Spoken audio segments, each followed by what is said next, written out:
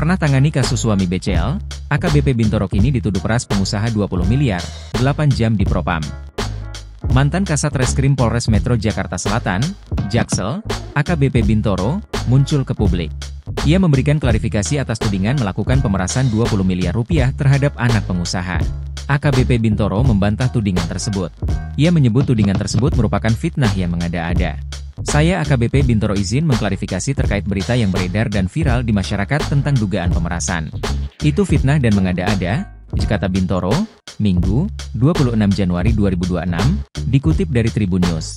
Dugaan pemerasan itu diduga terjadi saat AKBP Bintoro masih menjabat Kasat Reskrim Polres Metro Jaksel. Ia dituding meminta uang sebesar 20 miliar rupiah kepada anak bos jaringan klinik laboratorium kesehatan agar kasusnya dihentikan. Bintoro pun menegaskan dirinya tak pernah meminta uang sebagaimana tuduhan itu. Ia saat ini tengah diperiksa oleh bidang profesi dan pengamanan, Propam, Polda Metro Jaya kurang lebih 8 jam. Dan saya sampai sekarang masih berada di Propam Polda Metro Jaya, ujar dia. AKBP Bintoro tercatat aktif sebagai perwira menengah, Pamen, di wilayah hukum Polda Metro Jaya. Saat ini, ia mengemban jabatan sebagai penyidik madya di Treskrimsus Polda Metro Jaya. Dalam karirnya, Bintoro memiliki rekam jejak yang cemerlang di Polri.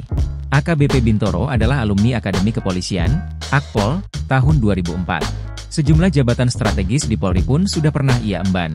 Dari penelusuran tribunnews.com, Bintoro diketahui sempat menjabat sebagai Kasat Reskrim Polresta Depok pada 2018 saat pangkatnya masih Komisaris Polisi atau Kompol.